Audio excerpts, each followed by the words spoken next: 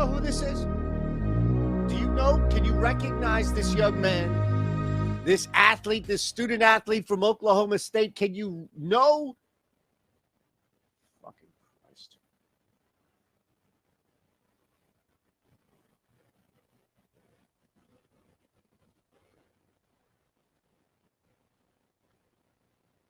Do you know who this is? Could you recognize this man out of a lineup, this young man, the student athlete from Oklahoma State? Do you recognize him by face? Do you know his name? Do you have any idea what I'm talking about?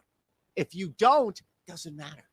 That's the beauty of what we're about to do. We're about to make some money, and you don't even need to know who the hell you're betting on. That's what I love about the Odd Shopper Premium tool, which we're going to give you a week free. We've already smashed on Friday. We already smashed a 6-leg flex play courtesy of our Odd Shopper Premium tool. So you hit the thumbs up button, you subscribe. You don't even need to know who Moussa Cisse is. In fact, you can just throw names out there and say, well, the tool told me to bet on it. And this idiot on the YouTube video hit 6 of 6 on a flex play on Friday. So might as well follow along with what's going on. Here is the deal. We have a tool that is specifically designed to beat Prize Picks. That's it. Beat Prize Picks. To put together 5, 6-leg flex plays, power plays, what have you. Before we do that, which is an algorithm market-based approach, and we're going to give you a free week below for a proven tool, mind you, that I just used a couple of days ago to smash away. Your bankroll should be super fat. I want to direct you, Adam, on our Odd Shopper written site, and not just because you can see my face over there. It is Jokic, of course, and I don't want any more pub for him.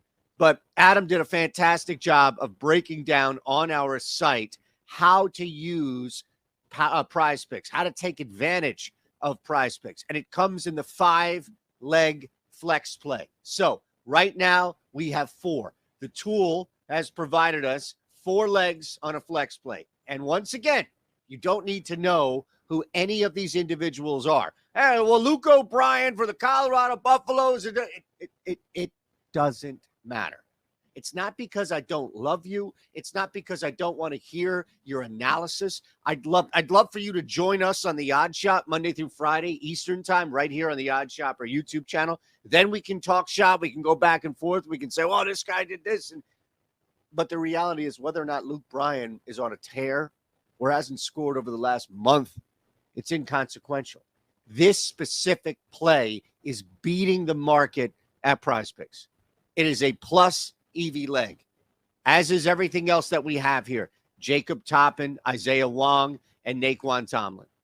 All 4 of these young men here are qualifying under our algorithm as plus EV legs, and they have some pretty strong win percentages at 55%.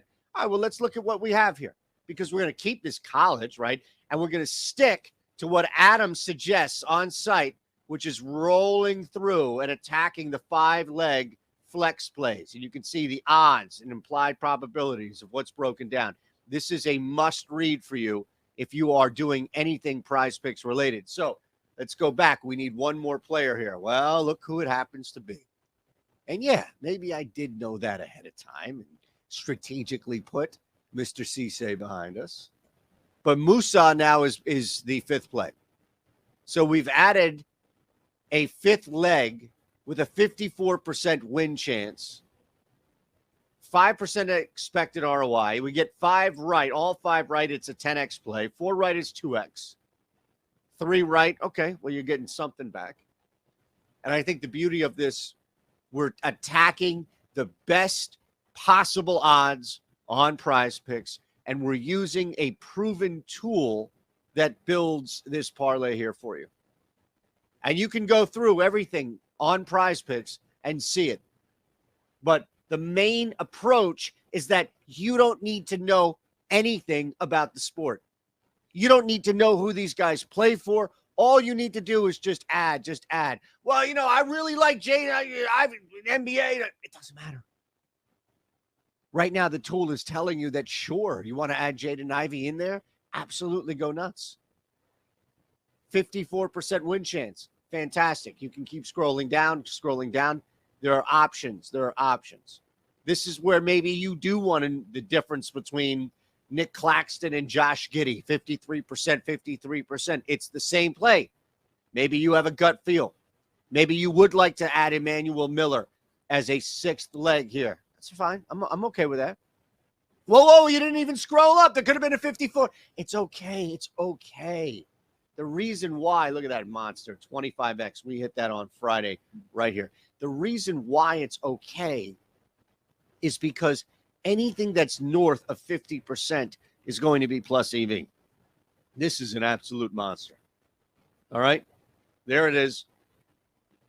I'll slow it down for you so you can see it. We'll go over one more time, I promise. But I have to do one quick thing, and that's tell you about Bet365. You know that. You have to take advantage of this. You're in New Jersey, Colorado, Ohio, Virginia. What are you doing? Yeah. Not on Bet365. Truly. And you didn't have to stay up till 1 a.m. to figure it out. Out of your life. No, you have to be 8:30 or 8:30 at night. Problem, call 1-800-GAMBLER. You have to live in a state where you can legally place a wager. Of course, I get it. Now, that's pretty well gone when it happened. Looking at Bet365. What was the main one? Edwards. Click that link. Yeah. And you needed him to win by decision. You needed him to win. I needed him to win, basically. But the crazy thing is, like, a lot of people thought that could have gone the other way too, right? And he got deducted a point. Yeah, I mean, I had it as a draw. So if it draws, you don't chop first. No. Oh man. So how stoked were you when you saw that decision and his? I couldn't watch the TV when they announced the decision. Why? Because you were too nervous? Yeah. Because it's 80 or nothing. Like, I either lose money or I win 80K. Yeah. There's no dude, like, what a oh, well, you still that get is. 20. Yeah, it was brutal. Oh my God. It was brutal. Like, as you're watching this, what did he get a point deducted for? Go ahead, Mike. Just put it live. He grabbed the cage. Okay, so you saw that and you just got to be like, fuck. I was like, fuck, I need a finish. Right. And then didn't get a finish. Sure didn't. And woo. Yeah. I thought it was I had the fight as a draw. So I couldn't watch the TV when they were announcing it. So they announced the cards and it was 48-46, 48-46, and then a 47-47 draw card. When I heard the 48-46s twice, I assumed that I won, but I still was just like, please say and still. Please say and still.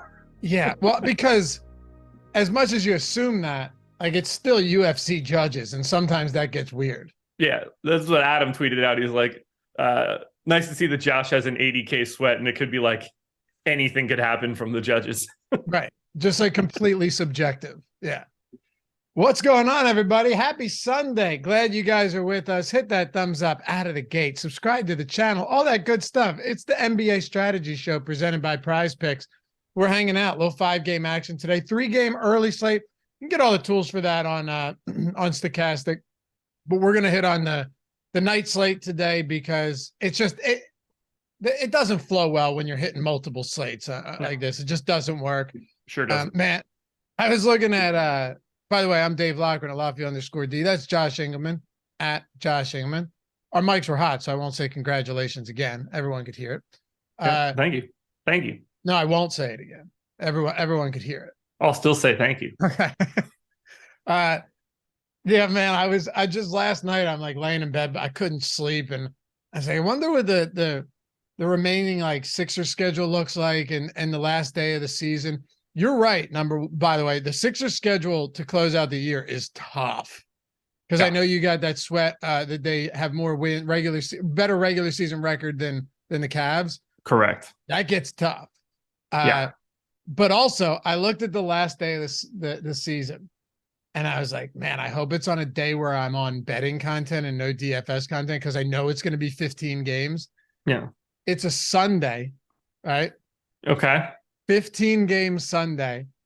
And remember, it's spread out throughout the entire day. So my guess is we'll probably just be doing like deeper dive live before lock or something because the first game's at 1:30. Oh, it's going to be a good day. I hope it's a good day at least. By the way, B-Ball Index has Philly by like almost 3 wins over Cleveland. So I am looking pretty good. Yeah. Oh, listen, they're still well ahead of them in the standings. I think I mentioned it to you the other day, like in the loss column, they're like 6 games up or something crazy. Yeah. They've won 8 straight games. They're a half a game behind Boston right now. And only, I think, 1.5 behind Milwaukee. So yeah, it's And Joel Embiid, listen, by the way, I don't care. MVP races mean nothing to me. Like if Embiid, I don't care as a six, like to me, I don't give a shit. If he wins the MVP and they have a second round exit again, what do I care that an individual player got the MVP? Does nothing for me. You know what I mean?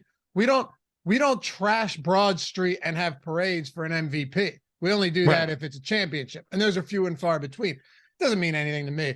But it is like you could tell right now this dude wants the MVP so badly with how he's playing. And he's been playing efficiently too. He hasn't even played the fourth quarter in a bunch of these last couple of games, and he's still dropping 30 plus every night. He's nasty. Like I talked about it with Adam. I hate that the discourse has to be like the other guy sucks for you to say that you like 100%. One of them. It's just Embiid versus Jokic on Twitter. I can't even look at that anymore. It's so dumb. They're both awesome. We're splitting hairs on, we'll add Giannis to the list if you want to. I don't think that he should really be in the discussion, but like we're splitting hairs between the two best players in the world, but we have to for some reason act like the other guy is like trash when you do it. It's so silly. It's so silly. Appreciate them. No, I would say it's a great point because, and the reason I mention Embiid and Jokic is because on Twitter, like everyone knows how good Giannis is, but you know this. It's always Embiid versus Jokic, right? Yeah. Always. Two big men, whatever. But if Embiid has a good game, it's a way of saying like, oh, well, Jokic can't do that. If Jokic, drops 5 straight triple doubles, it's Embiid can't do that. If Embiid has 6 blocks, Jokic has never had 6, whatever. Like it's never, you're right. It's never just, we live in a time where you have like a game that is dominated by 3-point shooting, that is dominated by insanely athletic wing players and guards, yet at the same time, you could be looking at a third straight season where a center takes the MVP, and we just ignore that. Like how cool a time it is to be watching basketball right now. It is. Yeah. Like I'm just happy that both guys are awesome. It's way more fun to me that both guys are awesome. Yeah. Yeah. I don't care which race either one of them is to win the MVP. It doesn't matter. No. If Embiid wins, congrats. You deserved it. You're really good. And I'm telling you right now, as a Sixers fan, like people will probably take this the wrong way. You really shouldn't care about the MVP. Like it's cool. You go like, yeah, hey, he won the MVP. Josh, I'm telling you right now, if he wins the MVP and they are unceremoniously knocked out of the playoffs in one of the first couple rounds, no one's going to remember or care about that at all. No, not in the slightest. Not in the slightest. Yeah, nobody cares.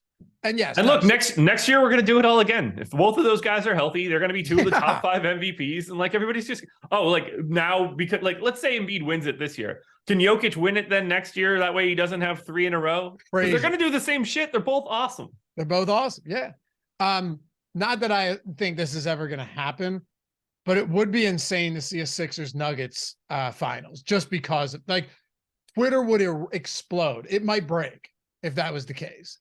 And Ivan got Yokes. He said, yeah, Sabonis nowhere near MVP. No, but I love watching Domantas Sabonis play basketball. Like I'm a huge Sabonis fan. I love his offensive skill set.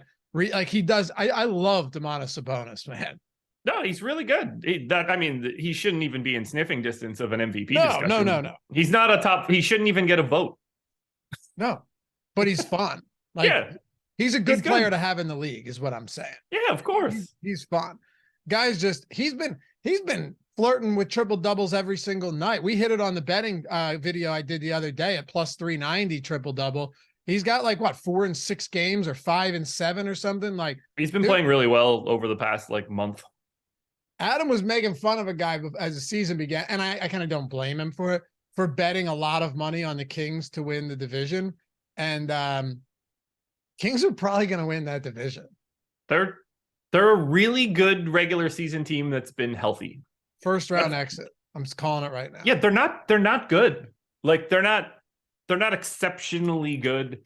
They've had the best injury luck in the league. Their starting 5 has played more minutes together than any other lineup in the league. Yeah, and if I believe, I think it's not even close. They're definitely top, but I believe it's not even close. But they've played 1,669 possessions together. The next closest is 300 less possessions. Wow. But here's the big key. They're plus 3.6. That's not good. No, they're a fun team. They're fun. They're really fun. Yeah. But they're not they're one of the worst defensive teams in basketball. Yeah. Like they're winning. They go out and win games 147 to 143 in regulation. Like, you can't go into the postseason coughing up $120. They allow like 120 per game in regulation. That's a lot of points. Yeah, like the draw for them in the playoffs is going to be really interesting because if they get Minnesota or something, then they're going to win that first round series. Yes. But if they get Golden State and like Wiggins is back, they're going to get swept. What about the Lakers? I mean, if the Lakers are healthy, Sacramento is in deep shit. I think so too. And I know a lot of people. So like Mike Gray said, Fox is also the most clutch fourth quarter player in terms of output. Yeah, but like you can't tell me, Mike, that if they're facing Golden State and in these games coming down to the last few minutes in the fourth quarter, you're like, give me Fox over Steph Curry. Yeah, like you just that's I what mean, I mean. That shit's just not predictable in any way. It's great to see, but like you don't project guys to be good in the clutch. That's not how it works. And Sean said the Warriors are not good this year. Look, they have not played up to expectations. They've also had a ton of injuries, by the way. Like, in 705 possessions, Curry, Thompson, Wiggins, Green, and Looney are plus 22. That's a 93rd percentile outcome. When those guys start playing 40 minutes a game, it matters. They'll beat the brakes off of the Kings. Yeah. Like a healthy Warriors team, assuming they're all good to go. Yeah, when you start only having when you get to the people forget like when you get to the playoffs, you only play your best guys. Like, you only play 7.5 guys. You're playing an 8-man rotation. Steph plays 40 minutes. He plays 40 minutes. Wiggins plays 40 minutes. Draymond plays 40 minutes. You're not playing JaMychal Green and Moses Moody and all that other bullshit that sucks. You're playing an 8-man rotation, and your starters are even Looney's getting like 30. Right. Look, Looney's really good. He's awesome. He's like such an unheralded star on that team in terms of anchoring them. There's no doubt about it. They're still good. We'll see though. We'll see. Like anything can happen. You know, it doesn't mean the Warriors are going to go back to back, but they had multiple extended absences from Curry this year, right? Yeah. Wiggins has obviously been gone for a month. Klay Thompson on an extended minutes limit for a while there. They've had some stuff. And you've got Jordan Poole on that team as well. Like if everybody's healthy and you have Poole, it helps. As your sixth man. That helps. Come on. Yeah, like anyway. When you see plus 22 as a starting lineup, it's just like, oh, okay. They're gonna mess people. There's a reason that the odds continue to project them well. Because when they're healthy and everybody's out on the floor, you shrink these rotations, they kick the shit out of people. Yep. Hey, I still don't think the Sixers have a chance. That's just me being objective here. But what are they with their starting lineup on the court, including Maxey? Okay, so the lineup with Melton over Maxey is plus 7 in 990 possessions. So that's good. Hold on. You're talking Embiid, Melton, Harden, Harris, and Tucker? Yes. Okay. And then the Maxey version of that one. So Melton out, Maxey in, plus 15 in 600 possessions. I mean, that's a good number. Yeah. It is. That's a good number. Should be fun. Yeah. I still don't think they get past the Celtics are just so good though. Freddie said Sixers have no defense. Listen, playoff, I guarantee the Sixers defense looks different in the playoffs. That's not like Kings defense. I'm not saying they're great, but they've got a couple players. All right. I mean, look, if Boston doesn't get Time Lord back, that's major. Could be an issue. They expect him back, I thought, next week. Sure, but like it's not like he's just perma healthy. No, he's perma not healthy usually. Yeah. All right. Yeah, remember that? Yeah, he's a difference maker for sure. Let's talk a little basketball for Sunday's slate. You ready to dive into this? 18 minutes later. Well, we've been talking basketball to our credit. Yeah. I mean, if we want, we can go back and talk about MMA more. That's fun for me. Yeah, it is. Yeah, it will be for a while. Yeah. But we're not going to do that. Let's talk about Miami. I'll be in Vegas. I'm going to Vegas starting Wednesday. If it would have been reversed and I was in Vegas for that could have been real interesting. Yeah, you wouldn't be here. Well, the real problem is I would have won less money because I would have put a lot of money down on Usman to just like buy my way out of it. How would you have made your lineups? What do you mean? Can't do it in Vegas. Yeah, I would have had to make my lineups before I traveled and handled it like that. I was trying to bait you in. You can't play DFS in Vegas, right? I don't have a clue. I didn't think maybe you can. I know you. Maybe you can. I don't know. But I'd have been okay. But I would have been just going to the sportsbook like, hey, how do I go about putting, $25,000 down on Kamaru Usman right now? Right. Yeah. That's what I would have done. I'd be like, okay, like, do I wire this? Like, how do I do this? Strong hedge, huh? I would have, yeah. If I had it in front of me as an ability, or if I had just someone that was willing to take that action, like in my presence at the time, I would have done it in a heartbeat. Especially because you for sure would have been several deep at the time. Like you would not, that would have been impulse for sure. It would have been really interesting explaining it to Katie, being like, hey, by the way, I'm having the casino wire $30,000 over as a hedge bet. All right. Let's get into this. Hey, hit one more time. Hit that thumbs up, subscribe to the channel, leave a comment down below. Try and read and respond to all of them. And if you're listening in podcast form, leave a rating, a review. All that good stuff helps us greatly. And Josh, we just started the new chalkboard app. It's awesome. Yes. I want everyone to know about this, even from the DFS side, because the community we're going to build there is going to be awesome. And we're all going to sweat things together, commiserate together, celebrate together. The app, Josh, is free to download. Chalkboard. I think it's going to be the gold standard of like sports betting, probably even fantasy discussion too. I think coming up over Discord, over anything, because you can sync all your books, all your site. All the box scores are linked into that. You can hit that there. But not just that, like all the picks, all the conversation, all that's free. You're never paying for anything. You're just coming out and helping us build a community and having fun shooting the shit all day and getting free picks along the way. It's incredible that this app has not existed for like an ultra long time, but they already present the data better than a live scoring aspect of DraftKings or FanDuel. Like all the box score data is so clean and so crisp. You see everything in front of you. I feel like you got to hunt that down in every other app. So like if you're in for betting, it's syncing all of your bets. Just having that like at your fingertips. It's just a much better experience. I don't know how else to describe it. I can't imagine what this app is going to look like in a year as they iterate a little bit more. They get more feedback as it grows. You get more ideas. I like being in there. It's awesome. And by the way, it's not like free week. It's just always going to be free to download it and to get in and to hang out with us and everyone shooting the shit. I know your prize picks are going in there. You and Greg got to throw a little community parlay in there as well. Right. 3 of us get in on that. Should be fun for a little Sunday action. Yeah, links down there. You'll see it. Join Odd Shopper Chalkboard. Click it, download the app.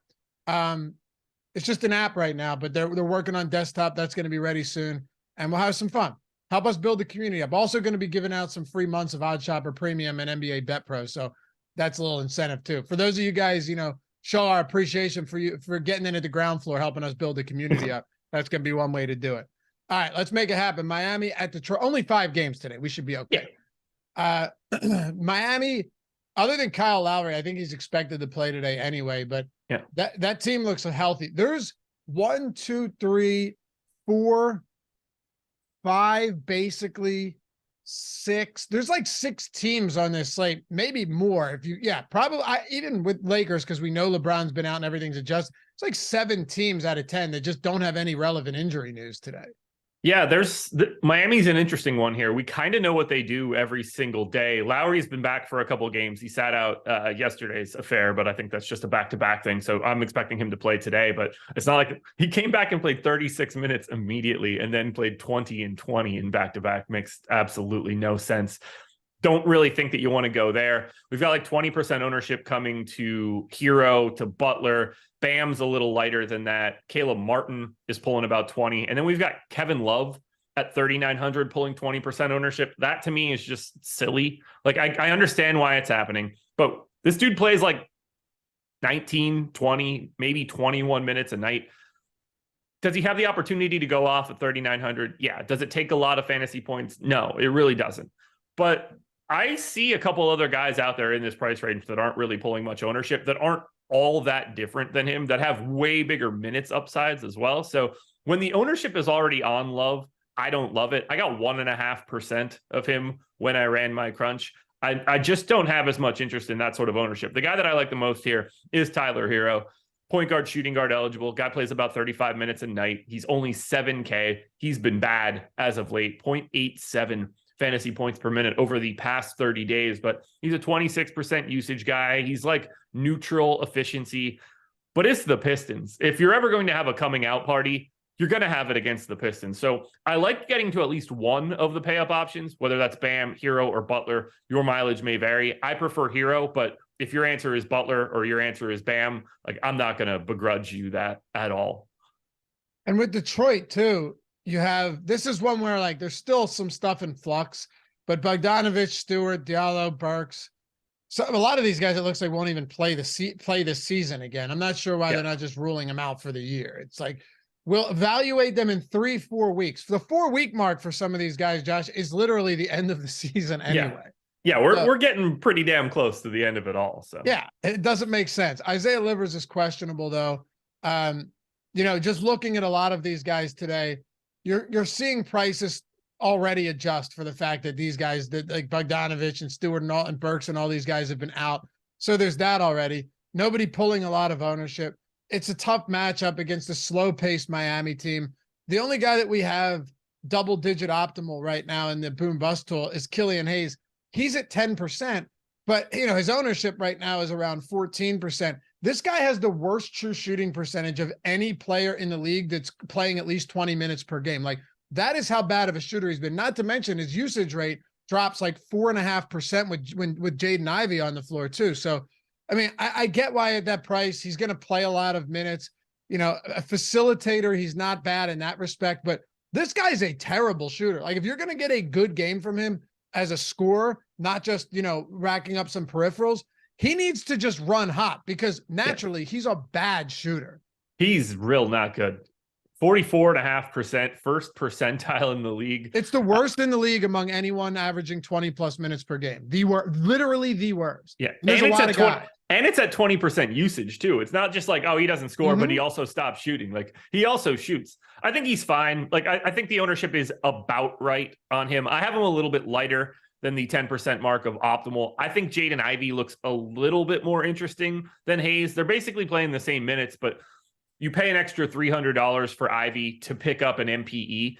So they're both basically owned the same. I slightly prefer Ivy. I barely got to anything here for Detroit. You've got Marvin Bagley back today. I assume he's starting at the 4.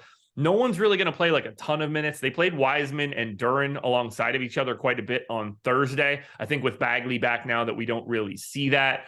If you want to go to Wiseman at 6,500 and hope that he continues to play like 29 or 30 minutes and this one stays competitive, go for it. He's 3% owned right now. I find the Pistons to be basically the most uninteresting team that you can get to today. Yeah, it's ugly. Pelicans are kind of interesting though. I mean, Brandon Ingram, Herb Jones getting a little bit of love too, but just in the boom bust tool alone, it's early in the day. It's nice to use this to guide you a little bit. Wow. Okay. So that is now granted it's against the Houston Rockets. So it's a good spot. Clearly one of these instances where and this is a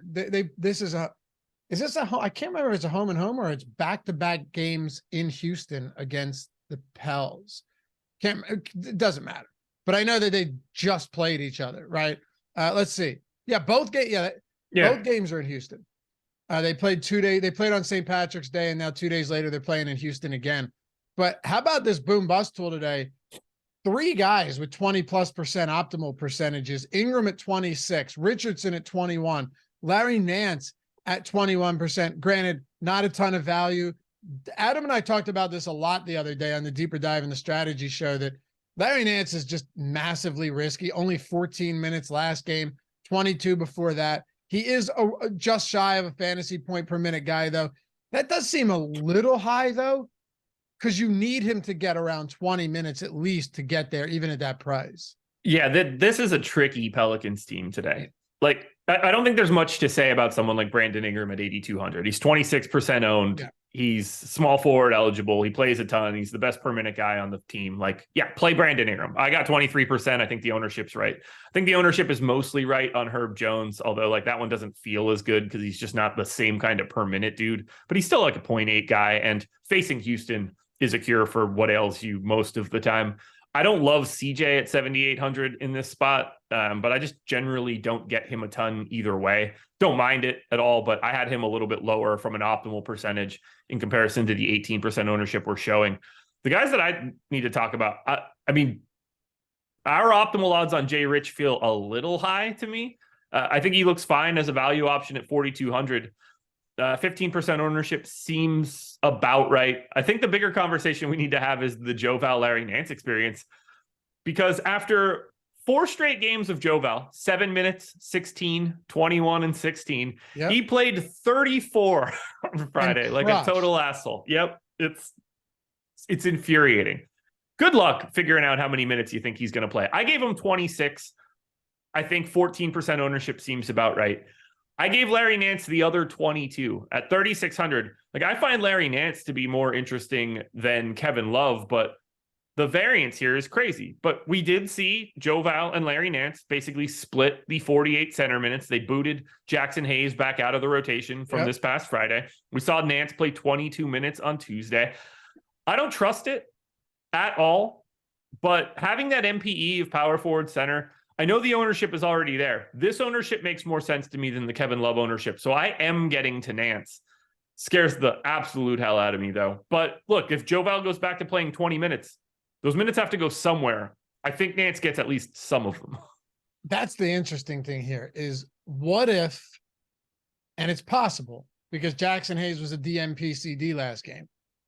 What if Joval does play 24 and Nance and Jackson Hayes remains out of the rotation? And then you're getting Nance gets them all, yeah. Then you're getting 24 to Nance against the Rockets. That's interesting. I agree.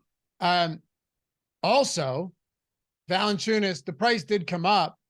He's just, it's the one argument you could make is like, hey, it's the exact same matchup as last time. I don't know how much that matters with Jonas Valanciunas right now. Yeah. I really don't. Like, same. Early foul trouble, bunch of turnovers. Does he get yanked and not come back until the third quarter? We've seen that recently. Do you want some Joval at his ownership right now? Because it's not like he's going unowned. Sure. Yeah. I mean, I think it would be crazy to get away from him completely, just because if he plays 34 minutes, like let's just say the game happens again and he plays 32 minutes. I feel pretty comfortable saying you have to have him. Yep. Like, if you knew that he was playing 32 minutes today, I would have Joval in every single lineup that I create. So do I think that that's a likely scenario? No, of course not. But this is a 1.15 fantasy point per minute guy in as good of a matchup as you're going to find against Houston. So you have to be aware of it. But the good news is, like, he can still be good in 20 minutes. It's not going to be your dream scenario, but he's productive enough on a per minute basis that even if the minutes aren't there, it doesn't have to be a total death sentence on a 5-game slate.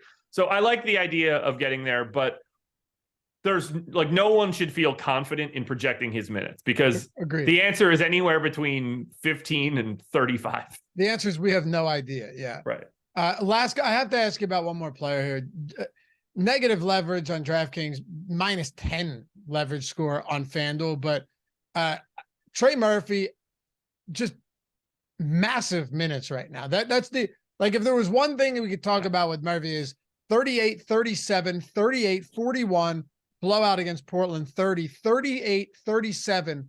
The guy's minutes, I mean, he's playing close to 40 minutes in regulation every single night.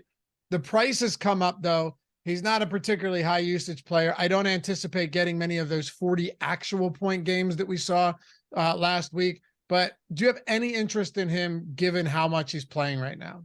Yeah, I think he's properly owned at 10%. I don't think that he should be some sort of crazy negative leverage guy. Just the minutes are there, and the positional flexibility is the big key. You get shooting guard, small forward, so you can also put him in at guard, forward, and utility. That flexibility is there, and he's playing every minute that he can at this point. Over the past 7 games, 38, 37, 38, 41, 30 is the outlier, then 38 and 37 again. I only gave him 35, and I think he looks totally fine. But 37, 38 in a competitive matchup today is on the table. 6,200 has become a price tag where you need everything to break right. But 36 fantasy points out of Trey Murphy with that MPE, I don't think is the craziest scenario. I had him optimal 14% of the time, so I actually like getting there. Okay. Another guy playing huge minutes on the other side of this game, Kevin Porter. This team, there's no tanking right now. This is like they're playing the win basketball games. Steven Silas has given him 38, 38, and 39 minutes. 38, 39, and 39 minutes. Sorry. In regulation over the last three. I know last game wasn't exactly a massive performance, but I had mentioned this on Friday to Adam. If you go and look at just like, I like going in the tracking data to see just how much certain players are dominating possessions and touches, averaging like 93 touches per game over his last three. That's a huge number, playing almost 40 minutes per game in what you said, competitive spots. If this game stays close again, you could be probably getting another 39 minutes from Kevin Porter at a mid 7K price point. Yeah, I gave Green 36 and I gave Porter 35.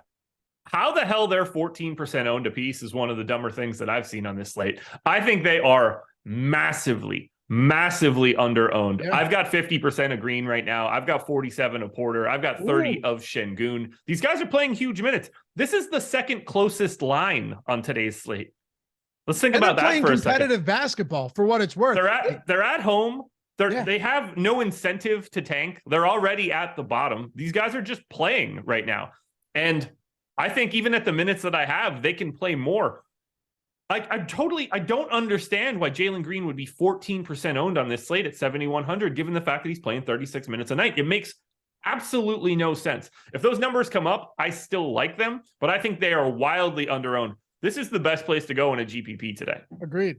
And no, you're projecting him for 36 minutes. He's playing 40 minutes. Right. Yeah. And I understand. Obviously, you're not going to project him for 40, but I'm like the upside for him in regulation is 40 minutes right now. Yep.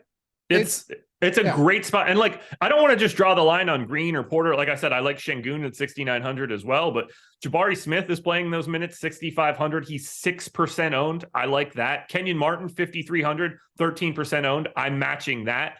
Tari Eason is 4,600. Minutes have come down a little bit as of late. I gave him 23. He's 11% owned. I'm over that number. I'm over the field on every major Houston player except for Jayshawn Tate. So I assume Jayshawn Tate will go crazy. Yeah, seriously. But look at the back of the bench, right? Like Josh Christopher played 12 minutes. Garumba played 7. Boban played 2 minutes last game. You got 37 almost from Şengün. You got 39 from Porter. Same matchup, by the way. You got 30 from KJ Martin. You got 40 from Jalen Green and 29 from Jabari Smith.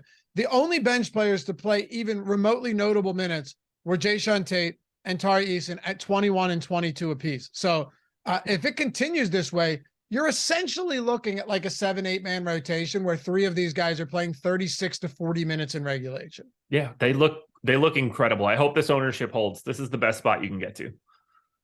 Toronto, Milwaukee. Let's do it. Hey, before we do though, shout out to our sponsor Prize Picks. You got a video today? It's already out, brother. All right. And people can also get some additional. I saw you throw some additional picks in the chalkboard app the other day. Sure after did. The video. Another card. Went 3-1. Ooh, all right. Yeah.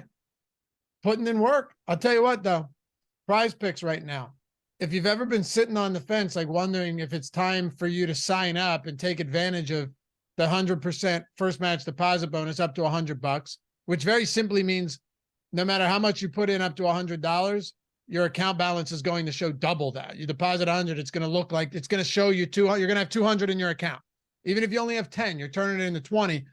That's one incentive. The other incentive would be the fact that you're literally getting all of our tools at Stokastic Plus Platinum for free for the entire calendar month. Like the Boom Bust tool we referenced, the ownership, the top stack tool for all of those sports, player projections, all the projected stats and data, the player lineup generator, lineup builder for those of you hand builders out there, the premium Discord. There's so much I'm forgetting. But like if you've ever been on the fence and you're sitting there and you're like, I haven't done it yet, maybe I will. Prize Picks is available in my state. I like free stuff, and I like winning, and I like free stuff that's going to help me win more. Sometimes you get free stuff, but it doesn't do anything. It just like sits there. You go, that's kind of cool. I got that. This is something free where you're putting yourself in a spot to make more money on top of that. Like, you're getting it for free. And now all of the tools that you have for stuff that you already use money for, whether it's now going to be Prize Picks or DraftKings or FanDuel, now you have the free tools to make better lineups. But the reason I say like there's no better time than now is how many sports do we have going right now? Infinite. It feels like basketball, infinite. Baseball's coming up in 11 days. Yeah. So you'd get like almost 3 weeks of that. Plus you're getting all the showdown tools and everything for these sports too. MMA. College basketball for a little bit. Yep. March Madness, college basketball, NASCAR, hockey. PGA, hockey, XFL. Racing. Oh, you said NASCAR. MMA. All right, NASCAR. Yeah. MMA, but you probably want to get somewhere else. You're playing for second now, people. Yeah. All of those tools. Plus, Prize Picks is sweet. Like, it's not just one of those sites that you hate to promote. They do a lot of free square stuff and Taco Tuesday where you're getting like free squares already. I know they had the risk free on Friday as well. Yeah, and they run that every Friday. Your first play after 10:30 a.m. is called a protected play. So if you just lose everything, you get that 20 back in site credit. If you win, like, nothing changes. You just keep your winnings. But like, you're basically taking a risk-free shot at $20. No reason to not go for like a 5 or 6 person card and try to 10x or 25x your money. Yeah. Check it out, man. Links, you got to use the link in the description or we can't find you, obviously. Like, we can't track you to give you the free month. Or the one that Mike threw in chat or Ken throw in chat. Yeah, it's in there. You're just taking overs or unders on props and building lineups with them. Essentially like 3-pick flex play or 4, 5, 6. If you hit 6 of 6, you 25x, you 10x on 5. Unlike a traditional sports book, though, if you hit 4 of 5, you actually still 2x, which is significant because a lot of days you're going to go like 4 and 1. You're not going to always go 5 for 5. You even make money back on 3 of 5. And you can mix as many sports as you want. Plus, you're getting all the tools and info with your free month of Stokastic to build the best cards that you can on Prize Picks. You got Josh's free video as well, so check it out. 100% first match deposit up to $100. Use the link in the description and a free month of Stokastic Plus Platinum, not just basketball, every single sport. That's free month, $120 value, including the Discord as well. So hopefully we see you over there. Say what's up in the Discord. And let's get this going. All right. Next up, keep this one rolling here. We got Toronto and Milwaukee. Now, this is just one of these games where you don't have any injury news that's going to sway ownership considerably. Brook Lopez, Grayson Allen, both probable. Jay Crowder, the only one being out right now. Even with only 5 games on this slate, Toronto, not a very popular team today. No, they look exactly like they do pretty much every day. You got 10% ownership going to Siakam, Van Vliet, Barnes, Gary Trent, who's at 4,900. His minutes have crept up a little bit as of late. I think he's an interesting value. He's the only guy that I got double digits of. It's basically the same story we always hear for Toronto. It is kind of wild to think that they're the biggest underdog on today's slate. But if you want to go to Van Vliet, if he's your last guy into a GPP lineup, go for it. Siakam, go for it. Anunoby, Barnes, Pirtle, Trent, go for it. Like, to me, these guys all look very similar. I mean, Pirtle to me is probably the guy that I find most difficult to get to just because he's up to 7,300 now. But any one of those guys is a completely reasonable last guy in. There's not a single guy on Toronto that's a true priority. Right. There is. They're the easiest team to talk about. I also just got an alert from Chalkboard. Kyle B, who's always in like Odd Shopper and DFS shows, just popped in and said, what's up? So we're coming in. We're building this from the ground floor, man. Building this from the ground floor. We're going to get it going. I'm excited. I love it. Milwaukee looks pretty gross today, though, too. I mean, you're not getting great price points on anyone. It's not to say that you can't ever play Giannis. That's we know you can, obviously. Yeah. But he's not popular. Drew is 8,400 on DraftKings. Middleton 7,900. Is this pretty much just like a sprinkle these guys in tournaments type play with no priorities? Yeah, it might even be less than a sprinkle, honestly. Okay. Like, clearly, a triple. Like you said, play Giannis if you want. He's 12K, power forward center. I prefer AD at 10-7. I prefer Damian Lillard at 10-5. I think they're just more cost efficient to get to, but I'm never going to tell anybody to not play Giannis. He's really, really good at this basketball thing. He's the highest owned guy for Milwaukee right now at 6.5%. I don't see it. I got 2% of Middleton and 2% of Grayson Allen, and those are the high marks for Milwaukee. This is just not that kind of game. I don't see it as a giant priority spot from a DFS perspective. I can't compare these guys to Houston. Houston just looks so much better than everything that you're getting here for the Bucks. So again, if you like Drew, if you like Giannis, if you like a starter for the Bucks, I cannot tell you to not do that.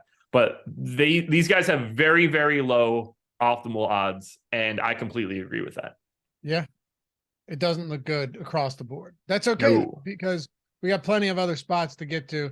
Also, 14 likes away from 100 on this wonderful Sunday morning. There must be 14 people out there who just forgot. And listen, that's okay. Atone for your sins. We forgive you. Forgive yourselves.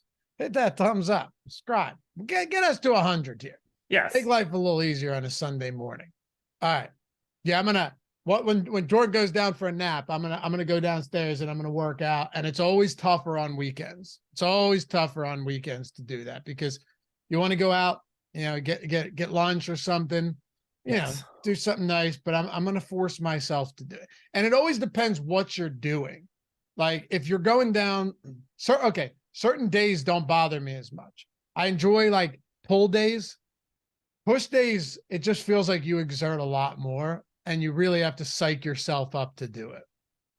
You ever feel that way? Yeah, for sure. Yeah, for sure. But I'm struggling right now. I missed a couple days from being up in PA. I came back. I was sick for most of last week, and then rolled into the gym on Friday. Didn't go well for me at all. Yeah, tell everybody what happened. Yeah, so I went to the gym on Friday for the first time since like the previous Monday. I was either sick or I was off in Pennsylvania, so I couldn't go. So I finally went back, and I wasn't feeling all that great when I got to the gym. And it was just like I was just off. So we did like a full squat workout. This is with a trainer? Yeah. And I was just like, that didn't go well. And we did like 2 other things, and I was like, man, I gotta pack it in. I'd been there for like a half hour. I was like, I can't do that. Like my heart rate was way too high for everything that I had done at that point in time. And like I do this workout pretty regularly. Like I know where it should be. So I get in my car, I'm driving home. I don't feel good at all. Not even remotely close. I get in the door and I feel it. And I'm just like, uh-oh. Immediately to the bathroom. Everything that I had drank that morning came back out. Coffee, a full Gatorade, and the pre-workout that I drank on the way. Just fire hose of liquid. I have a theory here. Okay. But it might be something that you do often. So my theory could be debunked. Go ahead. If I'm going to work out in the morning and I've had coffee within like a couple hours of that, I won't pre-workout. I'll hit my pre-workout around, usually like the earliest I'll do my pre-workout if I wake up around 6:30 and have a cup of coffee is like noon, because the pre-workout I have, it's a good amount of caffeine in it. No caffeine in mine. Oh, okay. So mine, but yeah, this pre-workout's got a ton of caffeine, 0 crash. It's beautiful. 0 crash at all. I found the beauty. But okay, if yours that's different. Because if you're going like hard on coffee and then knocking back because I just take the scoop or dump it in my mouth. I don't mix it up or anything. No, I mix it up. I mix it with water and just drink it on my ride to work or to the gym. Okay. I don't dry scoop. I'll throw some water back, toss and wash style. Throw some water in, drop it in, and then just swish it around, because I don't, try and be expedient here. But I like when the taste. You said that, I was like, man, he hit a caffeinated pre-workout after probably a big cup of coffee. Yeah. Yeah. But it's the same thing I do every single time. Right, So no DV. Something didn't sit well. I don't think I was all the way back, and I don't know. It came back out aggressively. And then you felt fine. More or less. Yeah. I mean, I laid down, I took a nap for like an hour. I had to, like, I wasn't great, but when I woke up, I was like, oh, I guess we're going to be okay. I had the stomach bug the other weekend, and I woke up at like midnight and I started feeling that nausea. Yeah. And I haven't puked in a long time. unless it was related to something, yeah. That I don't ever puke, man. You know that firsthand. Did you guys ever see the video that I posted on Twitter when we were in Chicago and Josh started tossing cookies in the middle of Chicago right next to Wrigley at like 11:30 in the morning? If you guys haven't seen that, Mike should definitely pull it up on Twitter. Just tossing cookies, Loughy_D. Pull that up and find, dude. And it was, I think you were drinking Gatorade, so it was like green puke, and everyone's standing. I remember these dudes standing around watching, be like, "Oh man." Hey, I felt good, man. Popped right into Whole Foods, grabbed a slice of pizza. We were right as rain after that. I had to basically drag you out of your hotel room to get to the game to begin with, which we left in the third inning, by the way. Sure did. Yeah. And then the whole ride down there in the Uber, I remember the Uber, you just kept talking about how you were going to be. I mean, I knew it was coming. It wasn't, I knew before I even got in the car that was going to be the ending. You had to purge the demons, it's once it's out, you feel so much better. It was like the Sixth Sense. I knew he was dead the whole time. And we got to find that. I don't know if I posted a video or I like looped an image. I think I looped a live photo or something, but either way. It's out there. That's for sure. It's out there. You guys will certainly appreciate that. No regrets. No regrets. We had a great time. Look, it happened. I was good. Like, it didn't change my day. I knew I had to clean it out. Once I cleaned it out, we were straight. Got to the game, had some drinks, went for wings and stuff. It was a good time. Shout out to Jordan. Yeah. Yeah, we had a great time, man. We left in the third inning and Eric was so mad at it. Like, actually mad. It was a really not boring, it was just boring game to be at. It was the Mets and the Cubs. I wouldn't have been able to tell you it was the Mets. I don't remember. Do you remember who started? No, of course not. All I know is that I got to see Wrigley, and there it is. There it is. Mike, go down to the thread. I think I posted the actual video or like a looped live video of it, or live picture. See if you can find it. Anyway, Clippers today. Kawhi should be back, right? Missed the first half of the back-to-back. He should be good today. Zubats is so interesting to me if he gets the minutes, especially against now you have Zubats and Yusuf Nurkic, two guys that if they get the minutes at their respective price points, you would like to have them. You have Joval, Zubats, and Nurkic all on the same slate. All many similarities between these players. Good per minute guys, can give you big points, assists, double-doubles, or rebound double-doubles, and we have no idea how many minutes they're going to play. Yeah, I have no issue whatsoever going to Zubats. Plays about 27 on average. Whether or not that means that he plays 27 here is where it starts to get a little bit more complicated. But if you look at Zubats and think like that's the guy that I want to go to, I think that's reasonable. I think $5,700 Nurk in this same sort of price range is very interesting. We'll talk about him in a little bit, but I don't have a single problem going to someone like Zubats. I don't find Kawhi or Paul George all that interesting. 9,500 and 9,100, by all means, like fill out your lineup. Oh, there it is. And the best is I asked you if because I was, we're friends. I was like, do you care if I post this? You're like, no, please post that. Yeah. I understand what good content is. And that blew up too. So Sure did. Yeah, it's great. And Tom's good. looking at that. Tom was down with COVID, remember? And he's like, oh, glad I paid for this trip. I'm sure. All right, look, no regrets. Great content. Got our names out there a little bit more, Yeah, man. Sorry, go ahead. You're good. If you want to play Kawhi Leonard or Paul George, go for it. They're playing like 36 plus minutes a night. I just don't find them to be all that. They're not big enough per minute guy. Like they're obviously big per minute guys, but they're not the Giannis, the ADs of the world where those rates get to like 1.6, 1.7. These are like 1.2 dudes. I want to talk about the guy that I think is most interesting on the Clippers that's not getting any ownership, and I don't totally understand it. If we're going to be paying down to like Kevin Love today, I know he's not a good per minute guy. He's honestly like an actively bad per minute guy. But $3,600 Marcus Morris at power forward today at 6% ownership is the value piece that I'm looking at a little bit more. Now, he played 31 minutes on yesterday. Obviously, Kawhi didn't play. And he played 15 minutes on Wednesday, which isn't great. But last Saturday, he played 30 and a half minutes. Everybody was in. He plays 24 the night before, 25 the game before that. Like, his minutes are all over the place. I gave him 26. And if he's playing 26 minutes, look, should he project well? No. He's traditionally a 0.75 guy. He's at 0.5 over the last 30 days. It's all really bad. But if you're looking for value and you're looking to have a slightly different lineup construction today, if you don't want to go to 20% owned Kevin Love, if you don't want to go to, somebody else was like 20% owned down in that range too. Who was it? Larry Nance is at 20%. Even like Terrence Mann in this game is at 10. I like the idea of Marcus Morris in a GPP. Okay. Hey, there's not a ton of value right now anyway. Right. So like, I don't think he's a great play by any means, but if all these other guys are going to be 20% owned, 6 for him intrigues me. I get it. Yeah. We saw that on Friday too. There just wasn't a lot of injury news. And I think it was Friday. I can't remember. Maybe it was Thursday, whatever day it was, but it was kind of like, hey, if this guy, if this guy's pulling 26% and you're hoping he gets 20 minutes and this guy's at 4% hoping he gets 20 to 22 minutes. Yeah. Same per minute production. Why not? Like you said, Morris hasn't exactly been good, but 5-game slate. If that's a big leverage spot in the event that he plays well. How about Portland? Or just plays big. Like, what if he plays 30 minutes again? Right. And you just need him to be okay.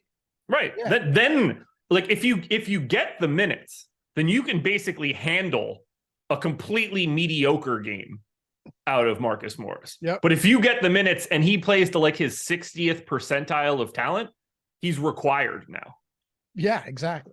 So you have two paths. You can get the minutes and he can be average, or he can not get the minutes and just play well.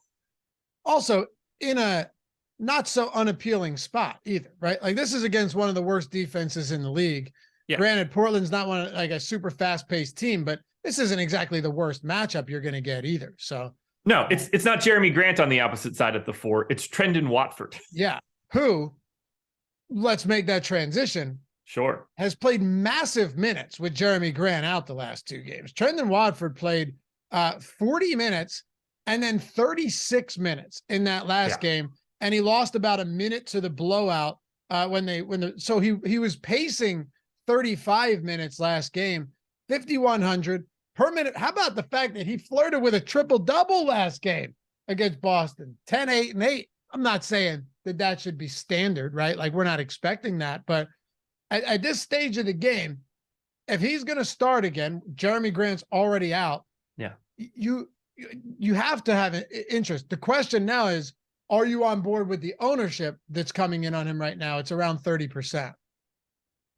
Yes, I guess. Like, I gave him 32 minutes. I think I'm a little light. I can see myself getting to 33 potentially as we get a little bit closer. He's a 0.85 guy while he's out there. I think the ownership is completely warranted. The only real downside is the fact that he's center only, which is really problematic considering he starts at the power forward. If he had that power forward eligibility, I would want an absolute ton.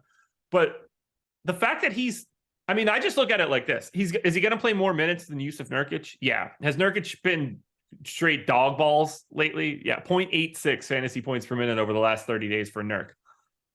Nurk's 13% owned. I like the idea of just sort of taking Nurk as the contrarian option and getting away from Watford if you need to. But I want to be clear. Trendon Watford is a really good point per dollar play today. I don't think the ownership at 30% is all that crazy. I just do see some natural pivots where you can pick up a little bit less ownership. So I like the idea of going to someone like Nurk. We saw him get 28 minutes on Tuesday. If he gets 28 minutes here against the Clippers, I think that's a pretty good spot. But I don't want to stop here for Portland. I love this Portland team. No Jeremy Grant changes the game. 10-5 for Dame. He's a 1.5 guy. 23% owned. This is where I'm paying up. I got 42% Dame, but I'm not stopping there. 22% owned Anthony Simons. He gets a usage bump with no Jeremy Grant around. 6,300 point guard, shooting guard. He's in 60% of my lineups right now. I'm locked and loaded on this Portland team. That says nothing for getting to $4,300 Matisse Thybulle, who is 3% owned. Look, I think Thybulle's terrible, but he's shooting more for Portland. The minutes are really squirrely. 38 on Tuesday, 21 on Friday. I gave him 27. If he's anywhere near 38, you're going to probably need him at 4,300. Another value play that I don't think is getting nearly enough ownership. Roll the dice on Cam Reddish if you want, 4,400 with the MPE, shooting guard, small forward. Those are spots that you can go. And if you want to get really weird, if you think something could happen to Nurkic, major foul trouble, something like that, $3,300 for Drew Eubanks is sitting out there. He's 9% owned. I think that's about right. I don't think that there's some sort of giant stand that you should be taking on Eubanks, but it's another value option that's out there. Steve, in chat, Steve Scott said, Josh, you're drunk. Marcus Morris value is not a thing. If that's fine, but that means you're playing Larry Nance, who might play, and that doesn't mean you're not already going to have some Nance, but might play 14 minutes, might play 18, who knows? Or you're going to Kevin Love, who, we know what we're getting with Kevin Love. Marcus Morris has played 30 plus in 2 of his last 3. He was also pacing 30 plus against the Warriors before the ejection when he played over 15 minutes in the first half. I don't think you're crazy at all for saying almost minimum salary, 30 to 32 minutes, like on a 5-game slate with literally no good value right now. If you got 25 from him, you're probably very happy, especially if Kevin Love and Larry Nance fall flat.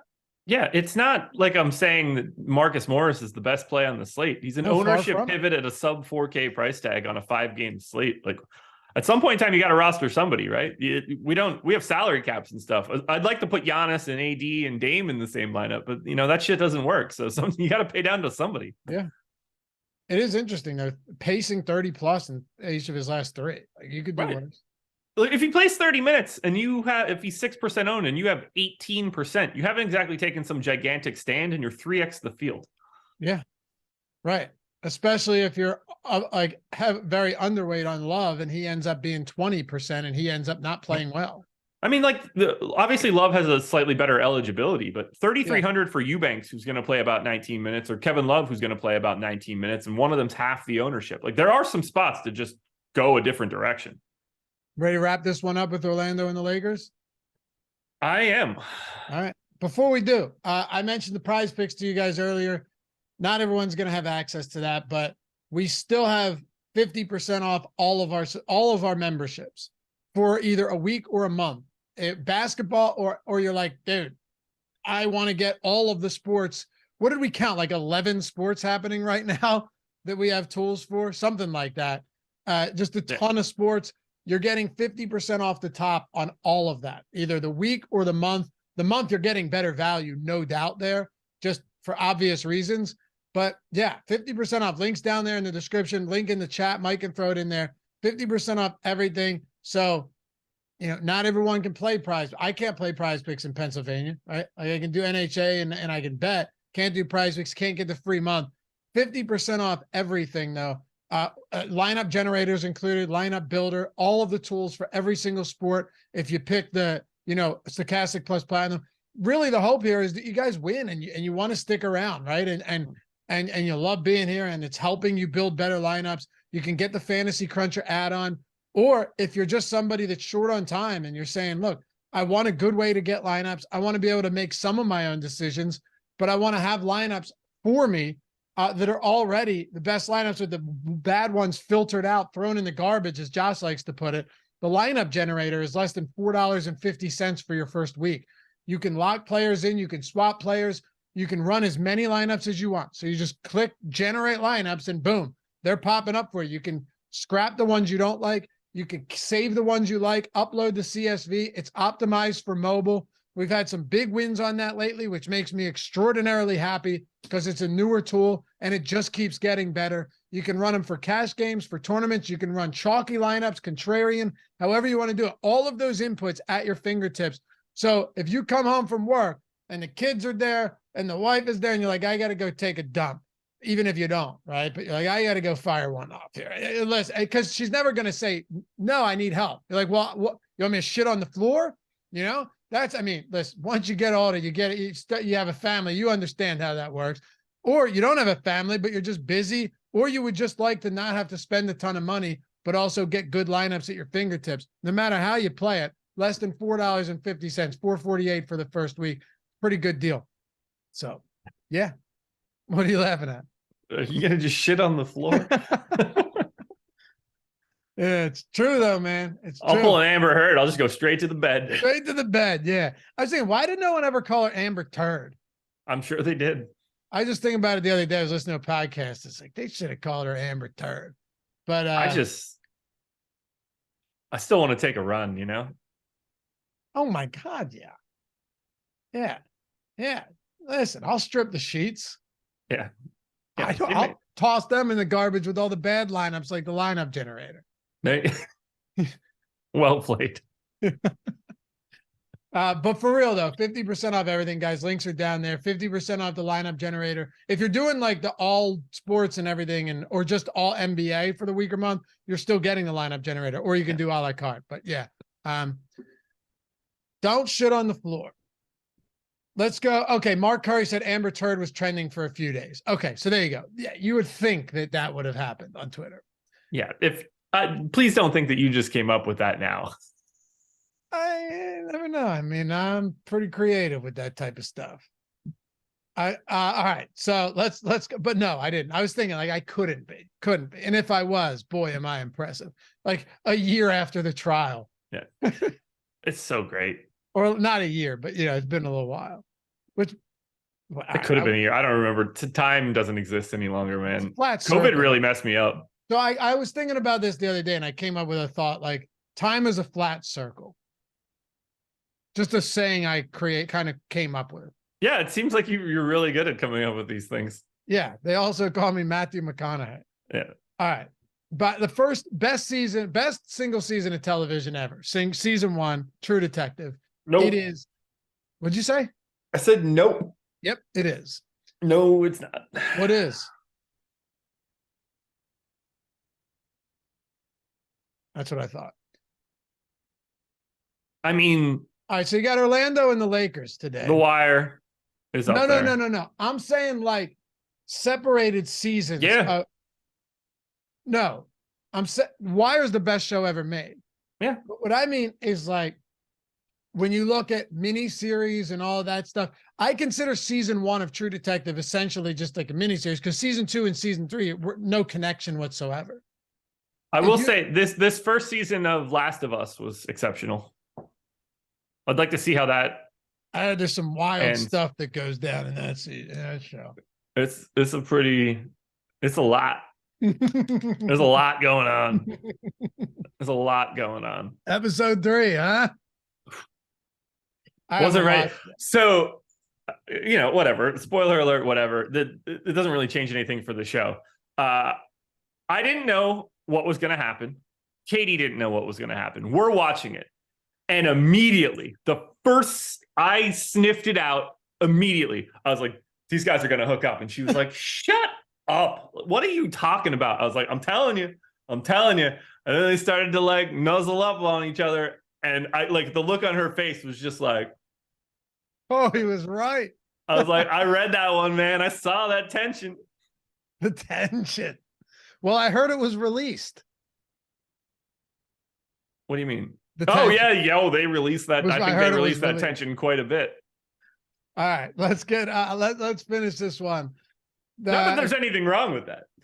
No. I'm saying that's a thing that I'm saying right now that I've just created. Right. I'm just saying I heard it took a turn that some people, unlike yourself, may not have anticipated. No, it's I mean, like I didn't expect it from the beginning, but the first sign of it, I sniffed that out like a truffle pig.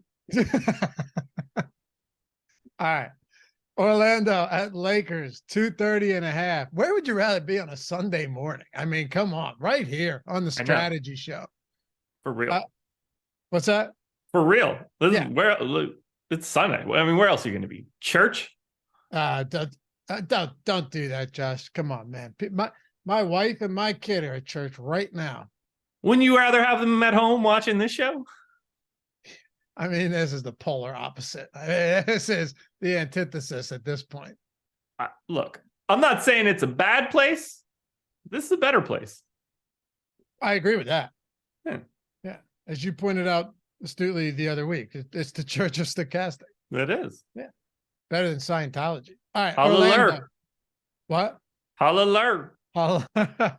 Orlando, A lot of ownership going to this team right now. I'm going to toss it over to you because we're running a bit late. But what do you want to do with the Magic? Apparently do exactly what the field is doing. Paolo Banchero, Markelle Fultz, Wendell Carter Jr., Cole Anthony. Let's just say that they're all 20 to 25% owned. Here's my exposure on those four guys. 21, 21, 22, 20. I'm holding hands with the entire field. It's a great spot here against Orlando. Even when AD is in and like the Lakers defense can be something functional, it's still not that great of a defense. These guys are all priced about where they should be. They all play about 32, 33, 34 minutes a night.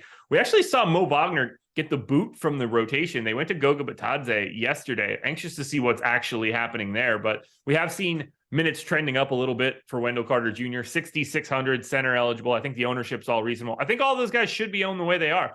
Oddly enough, the guy that I'm getting the least is Franz Wagner, and he's the guy that I get the most pretty regularly. So either trust me on this one or Franz Wagner is going to be the guy that matters for today.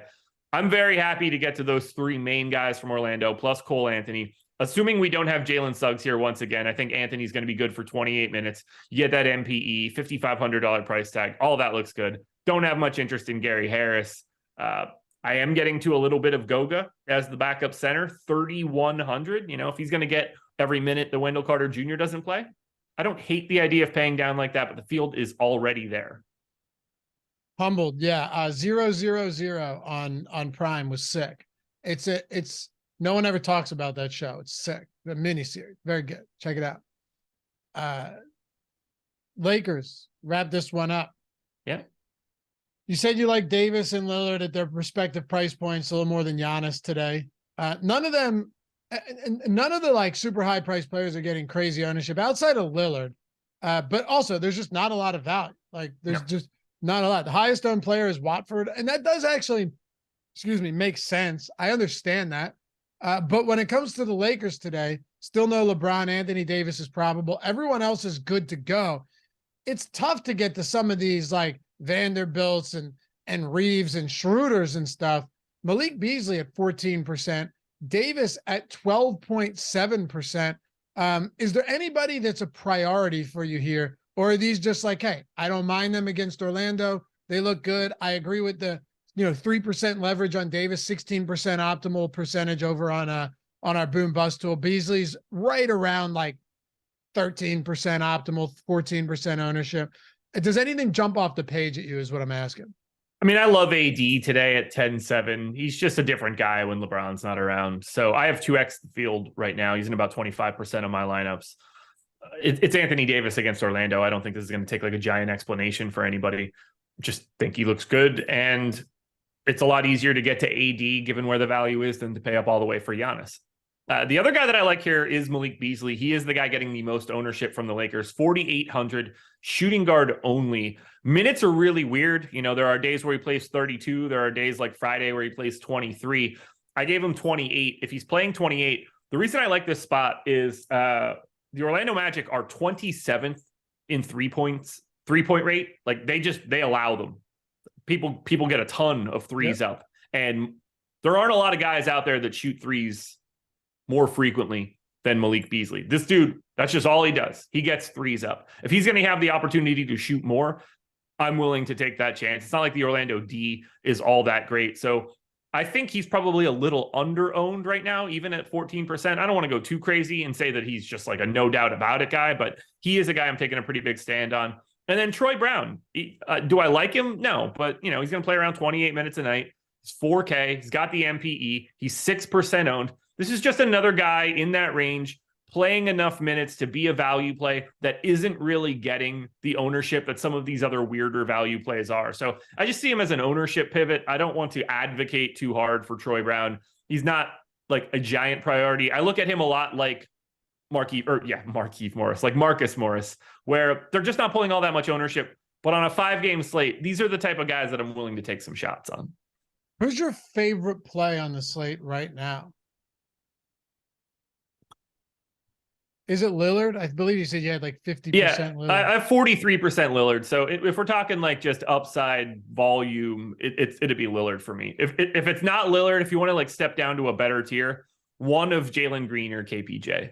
And what about favorite low on play today? Just given that if no news breaks, like if nothing weird happens leading up to this slate, you're going to have to make some tough decisions. And if you don't want to eat chalk, like on some of these low upside guy, like low probability plays, is there anyone out there that like, would it be Marcus Morris at 6%? Marcus Morris would be the pivot guy. Larry Nance is the guy that I like the most, given salary. Like, I don't mind the ownership. Am I lighter on Nance? Yeah, but him having that power forward eligibility really helps from a value perspective. So if you're looking to be different, to me, it's Morris. If you want to just be with some of that ownership, I think it's Nance. I like Nance a lot more than I like Kevin Love. Not that I don't like Kevin Love, but, you guys know what I mean. Our boy Jorge, let's close the show with this. $10 super chat. Just saying congrats to the MMA winner. It was about time, sir. Yeah, congrats again, man. That's awesome. Jorge, appreciate you as always. Appreciate all you guys hanging out. Crushed 150 likes on today's show. It was a fun one. It was. We did good. Yeah, you got to stay loose on a Sunday morning show, We got to start. We got to get our reps now. Playoffs are coming, and I know. You know what that means. It's going to be a healthy dose of you and me talking random shit. It's going to be, I really can't wait, to be honest. There's some of the most fun times of the year because we're working, but we're not. Right. You know what I mean? Right. We'll get Eastern Conference, Western Conference, and finals, like live streams and stuff. It's going to be a good time, man. Yo, come join our chalkboard chat. Like I said, the app is free. The whole service is free. All that is free. People were talking in chalkboard the other day about like, hey, will we do any playback stuff? And yeah, I don't see why we wouldn't once the finals roll around. It's a time commitment, but once the finals roll around, we'll definitely get into some playback and live watch-alongs with our friends here. Yeah, I could see us doing like a game 6 or game 7 of the Eastern Conference, Western Conference finals too. If like that late correctly. Playoffs into or maybe there'll be one day where you and me are just like, hey, we got nothing to do. Or if you're ever up in PA, we'll just get together and do something like that as well. Oh yeah, for sure. But like if there's a really good like Sixers game 7 in the second round or something, like then we're getting on there. Hey, you guys are the best. Follow Josh at Josh Engleman, me at Loughy_D. Shout out to Mike for producing this one. We'll see you back here tonight for the deeper dive. Peace.